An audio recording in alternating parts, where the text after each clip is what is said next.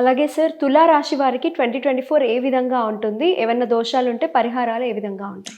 Sure madam. ఈ యొక్క తులారాశి వాళ్ళకి ఈ యొక్క 2024 మే 1వ తేదీ వరకు సప్తమ స్థానంలో గురువు గారు ఉంటున్నారు. సంపూర్ణమైన గురుబలం అనేది ఉంటుంది. సో ఈ టైం పీరియడ్లోనే వీళ్ళకి ఏమైనా వివాహ కార్యక్రమాలు కావచ్చు, ఇంట్లో వేడుకలు లాంటివి జరుపుకోవడం కావచ్చు, ఫంక్షన్స్ కావచ్చు, ఇలాంటివన్నీ జరిగే సూచనలు ఉంటుంది. అయితే మే 1వ తేదీ తర్వాత అష్టమానికి వెళ్ళిపోతాడు. గురుబలం అనేది ఉండదు. తర్వాత శని పంచమ స్థానంలో శని బలం ఉండదు. ఒక్క రాహు బలం తప్ప ఈ తులారాశి వాళ్ళకి మే 1వ తేదీ నుంచి మిగతా గురుబలం ఉండదు, శని బలం ఉండదు, కేతు బలం ఉండదు.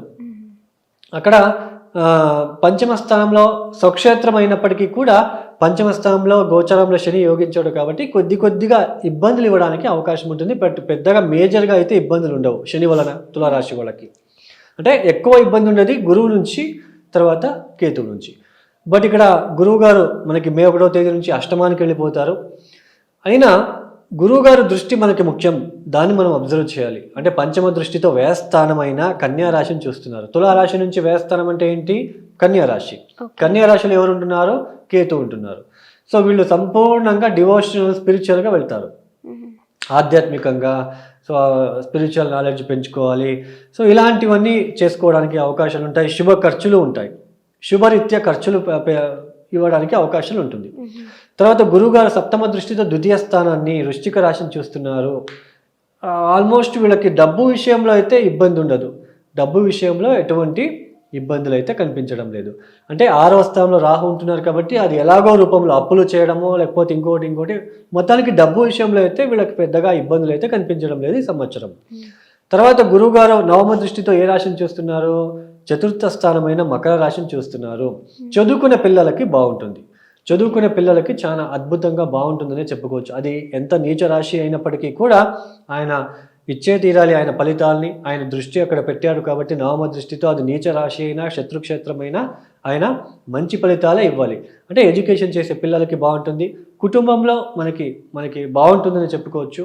తర్వాత చిన్నపాటి డబ్బు విషయంలో బాగుంటుంది.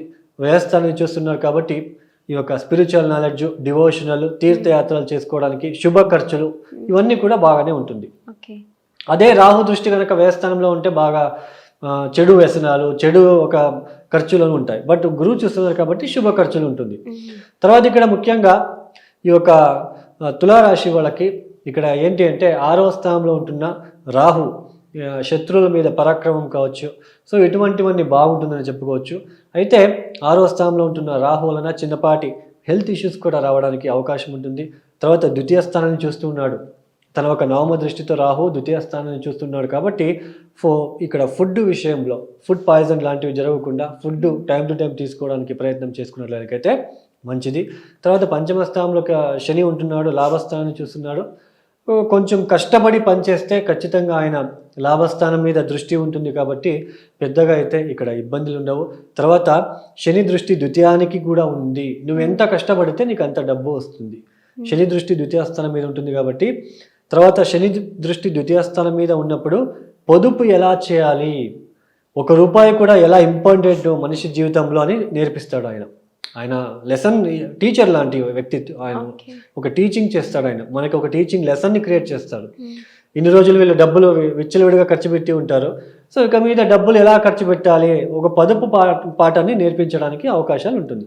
తులారాశి వాళ్ళకి ఈ సంవత్సరం మిశ్రమ ఫలితాలు అనేది గోచరిస్తుంది అని చెప్పుకోవచ్చు. ఈ యొక్క తులారాశి వాళ్ళు తప్పనిసరిగా గురుగ్రహానికి సంబంధించిన అంటే దత్తాత్రేయ క్షేత్రానికి వెళ్ళి రావడము, ముఖ్యంగా శనగలని నానబెట్టేసి ఎద్దుకి తినిపించడం ఒక 9 గురువారాలు.